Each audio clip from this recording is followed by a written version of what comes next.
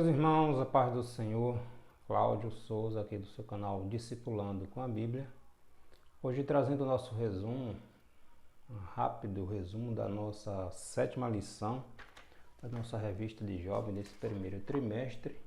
Essa nossa lição tem como título Santidade de dentro para fora, trazendo uma reflexão a respeito dos embates que Jesus tinha ali com os fariseus, com os escribas, com os saduceus, a respeito do legalismo dos fariseus, né? Nós estamos falando sobre santidade e essa lição traz uma reflexão importante para a gente, pegando o exemplo dos fariseus. Os fariseus que exteriormente eram perfeitos, pareciam não ter defeito nenhum, né? Mas interiormente Jesus vai usar exemplos. Por exemplo, Jesus vai dizer que era como sepulcro caiados. Exteriormente estavam lindos, mas por dentro estavam podres, fedendo.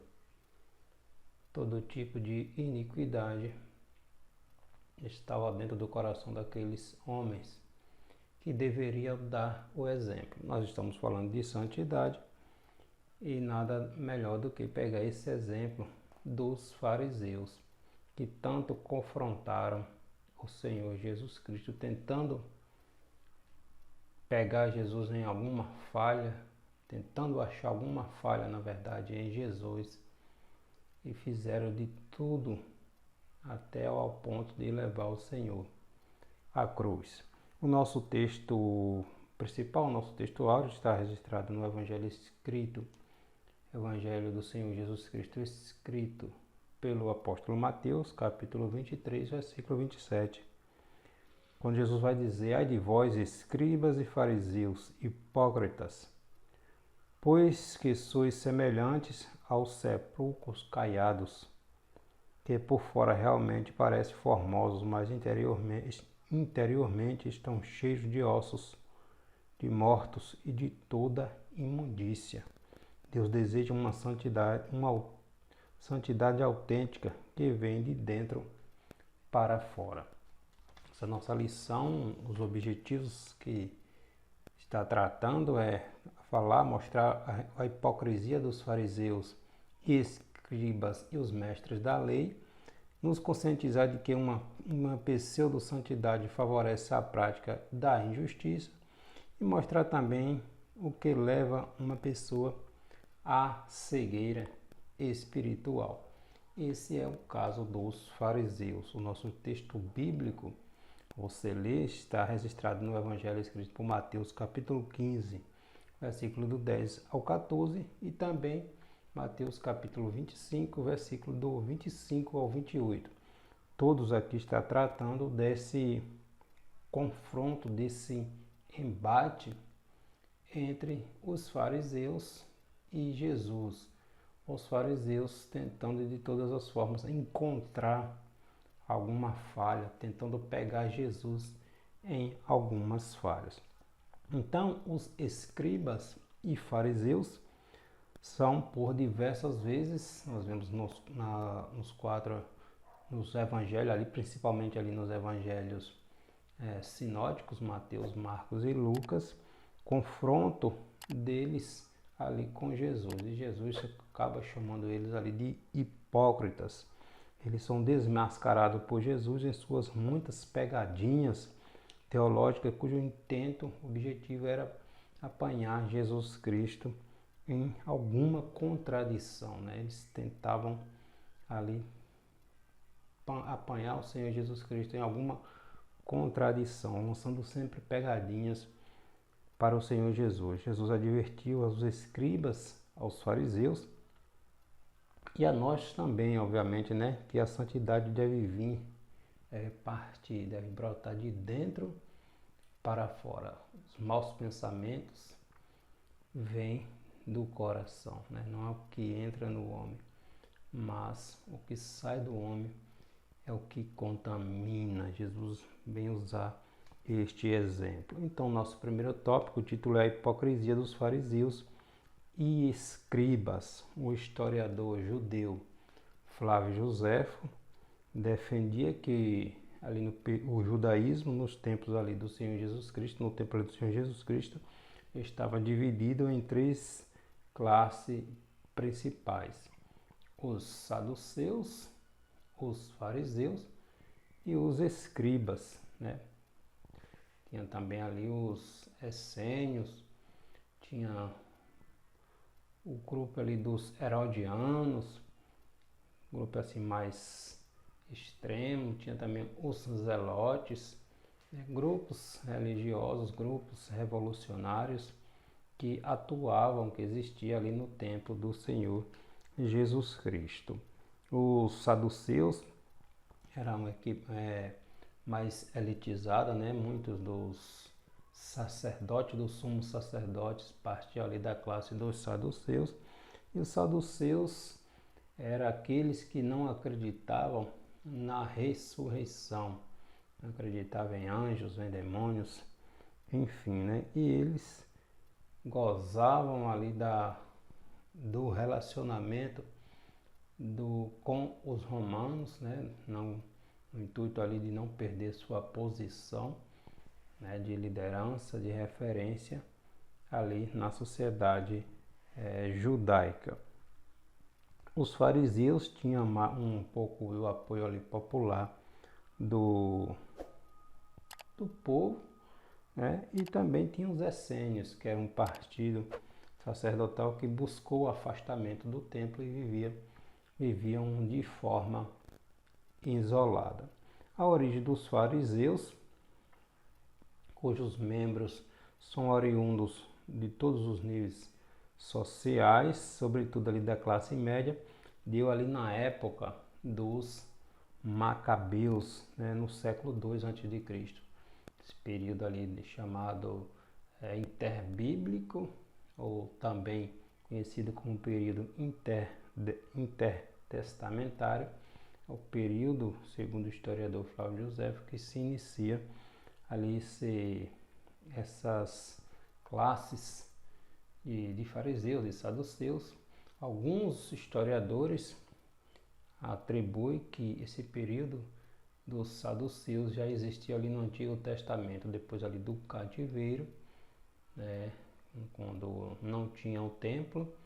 Os judeus foram levados para a Babilônia, tiveram ali que construir sinagogas, se adaptar às sinagogas, e nesse período ali os escribas também atuaram muito fortemente, copiando a lei, que o povo, para manter-se puro, eles precisavam se apegar à lei, e os escribas, mestres da lei, atuaram bastante nesse tempo. E alguns atribuem que o período dos fariseus já começou a partir deste período ali do cativeiro, né?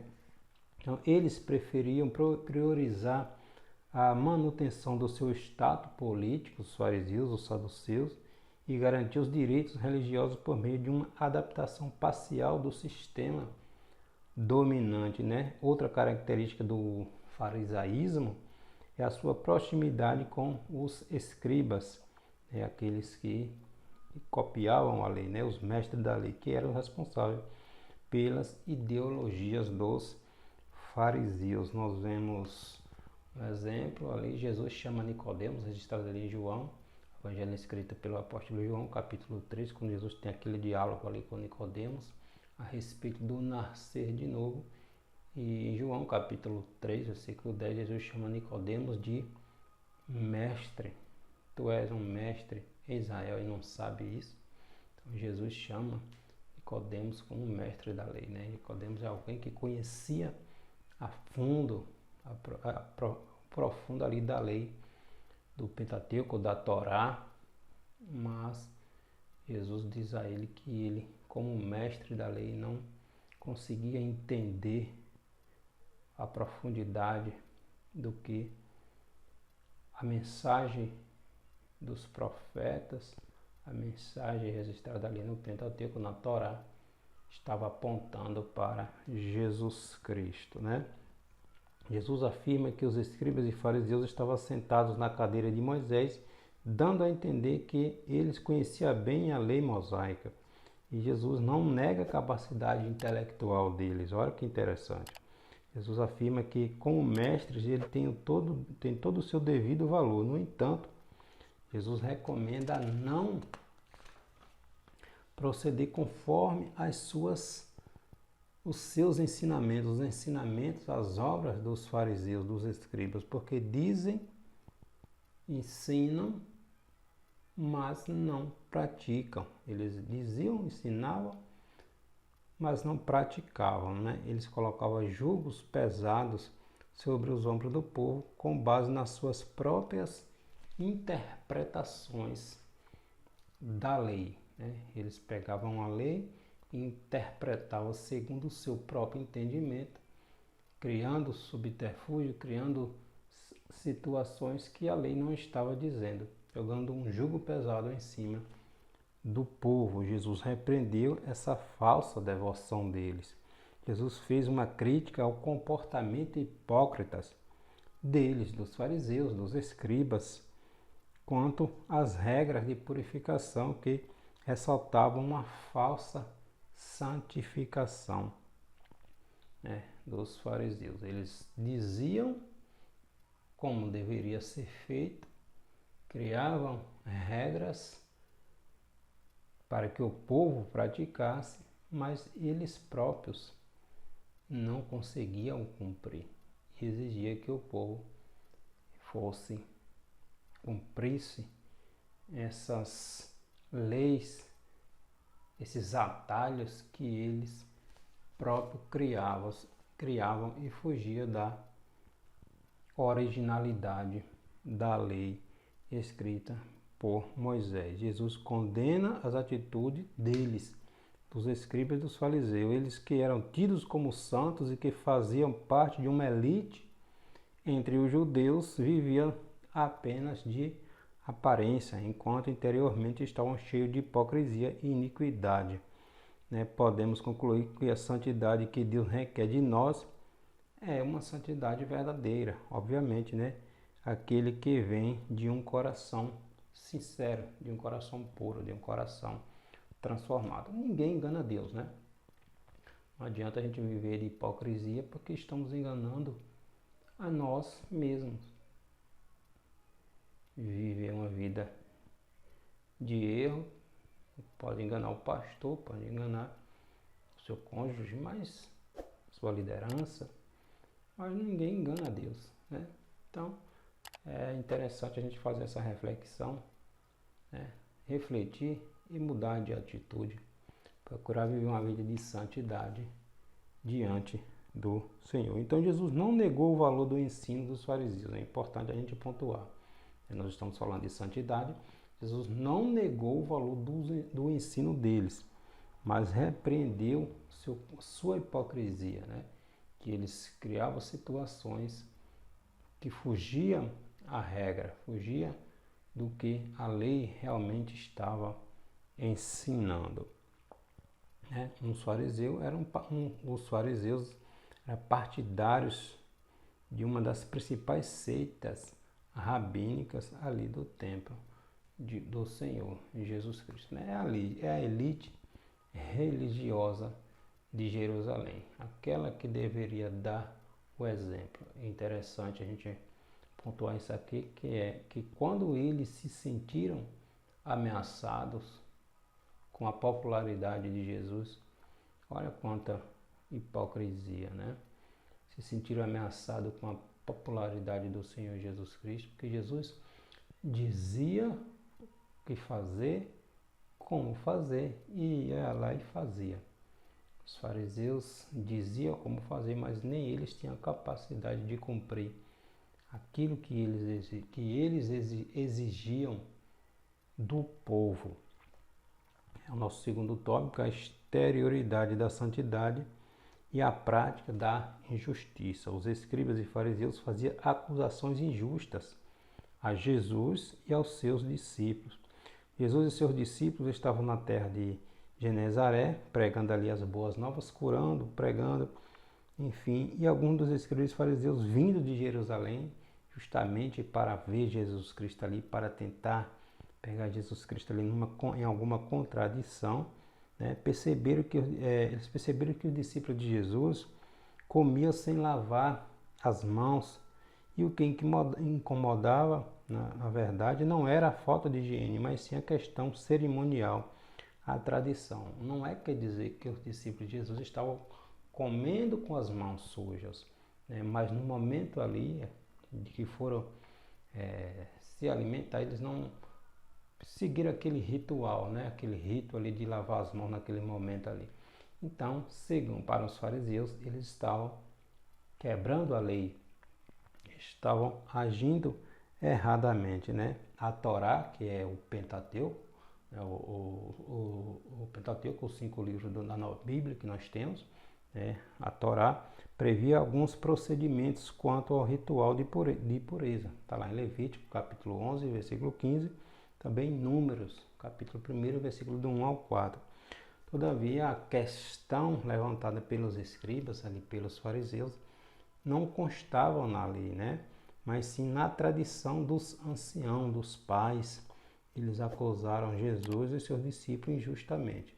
Então, a tradição deles era, na verdade, um acréscimo feito por eles próprios, não por Deus, né?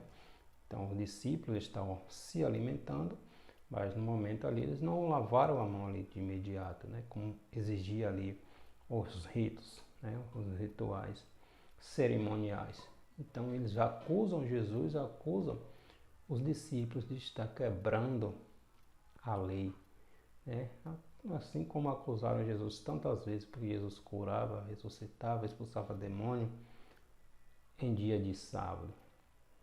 Eles preferiam que aquele que estava enfermo continuasse enfermo a ser curado em um dia de sábado. Isso é que é hipocrisia, né? Deus tenha misericórdia de nós, né? Jesus demonstrou que os acusadores eram, na verdade, transgressores, e eles mesmos que eram os transgressores da lei. Jesus os repeliu e mostrou que eles estavam equivocados e o quanto eram hipócritas, falsos. Jesus repreendeu os fariseus ali, os escribas, quando Jesus afirmou e disse: assim invalidaste pela vossa tradição o mandamento de Deus, né? O mandamento de Deus. Jesus cita a lei de Moisés, e em que ali os filhos deveriam honrar o pai e a mãe, que é ali o 5º mandamento, né? Cuja penalidade para tal transgressão era a morte.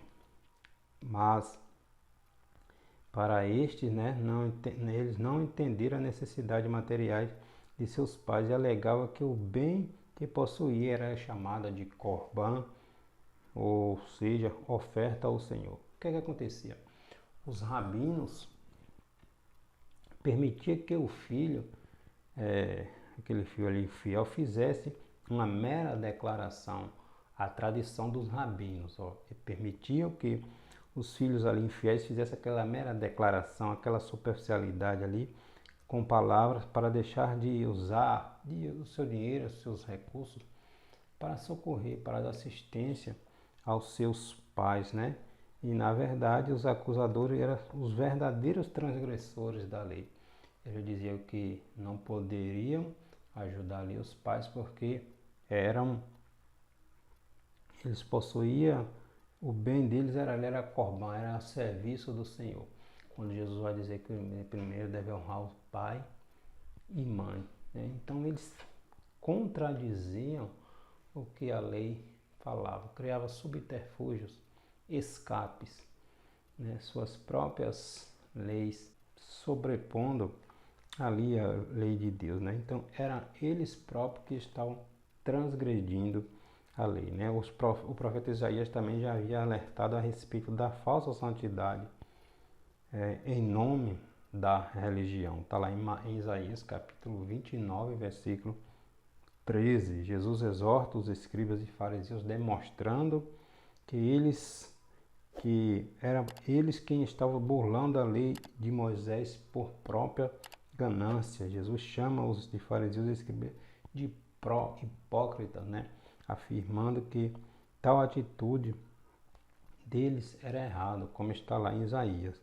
O profeta Isaías já havia dito por diversas vezes, reprovando a exterioridade da santidade, essa é uma santidade falsa, na verdade do povo, quando ele afirma que o seu povo adorava a Deus somente com palavras, mas o coração estava bem longe do Senhor. Leia Isaías capítulo 29, versículo 13, quando Isaías vai dizer que o povo adorava a Deus, mas o coração estava distante de Deus. Então, era apenas hipocrisia, né? Ninguém engana a Deus, então a gente precisa refletir a respeito da nossa conduta cristã. E eu finalizando aqui o nosso terceiro tópico, falando sobre a cegueira espiritual dos escribas e fariseus. Lá em Mateus capítulo 15, versículo do 10 ao 14, né? Jesus exortou de forma segura e eficaz, chamando-os de cegos e condutores de cegos. Os fariseus e escribas se apegavam tanto às questões secundárias irrelevantes, né? Ou seja, tradições humanas, que se privava da observância da lei divina realmente, né? O que, na verdade, o que os incomodava era, o que incomodava eles, na verdade, estava incomodando era a popularidade e o reconhecimento e o respeito que Jesus e seus discípulos vinham conquistando diante da população judaica. Então isso estava incomodando a elite religiosa, né? Os fariseus, os saduceus. Os líderes religiosos, com as suas tradições, discursos monótonos e repetitivos, já não chamavam mais a atenção do povo, do seu povo, ao qual eles eram os representantes espirituais. Ele representava ali os sacrifícios em nome do povo, né? Mas, por causa dessas atitudes dele, ao invés de levar o povo para perto de Deus, faziam, na verdade, era afastar. Aí Jesus chama-o de cegos conduzindo cegos. Pode um cego conduzir outro cego? Não pode, né?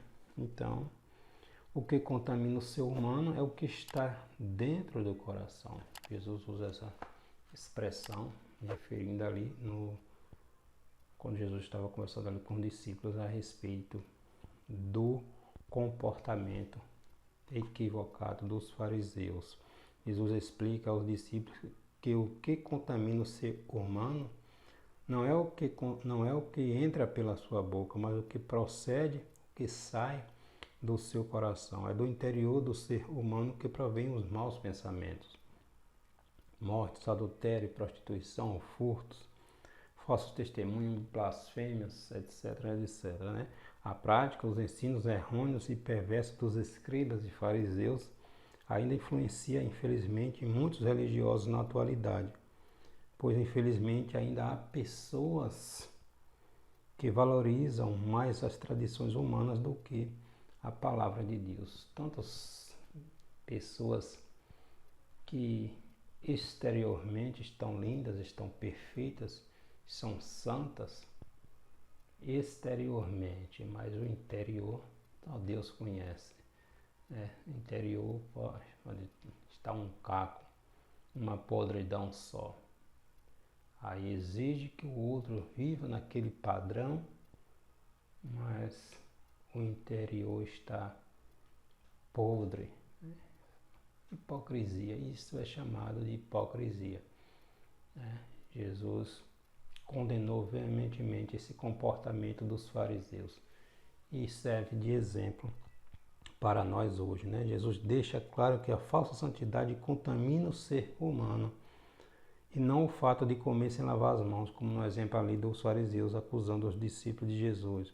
O Senhor criticou duramente o ritualismo hipócrita e a falsa santidade dos fariseus e escribas, né? Então, o que contamina o ser humano é o que sai da sua boca, são o seu comportamento, os seus pensamentos, as suas atitudes, né? Então, precisamos olhar para o nosso interior. refletir antes de olhar para o nosso vizinho, para o nosso amigo, para o nosso irmão e apontar o erro dele. Nós estamos falando de santidade, ninguém engana a Deus. Que reflitamos, façamos uma reflexão interior. Jesus não veio nos aprisionar, Jesus não veio nos libertar do poder do pecado e nos aprisionar na religião. Jesus vem nos trazer liberdade, a liberdade de conhecer a palavra e praticar. Na lição anterior nós falamos a respeito da graça. Nós somos livres em Cristo, mas não é de qualquer maneira que devemos viver. Devemos viver uma vida de santidade. Já somos santos, justificados, perdoados, regenerados em Cristo Jesus. Mas o processo de santificação é dia após dia, sem hipocrisia. Amém? Deus em Cristo vos abençoe.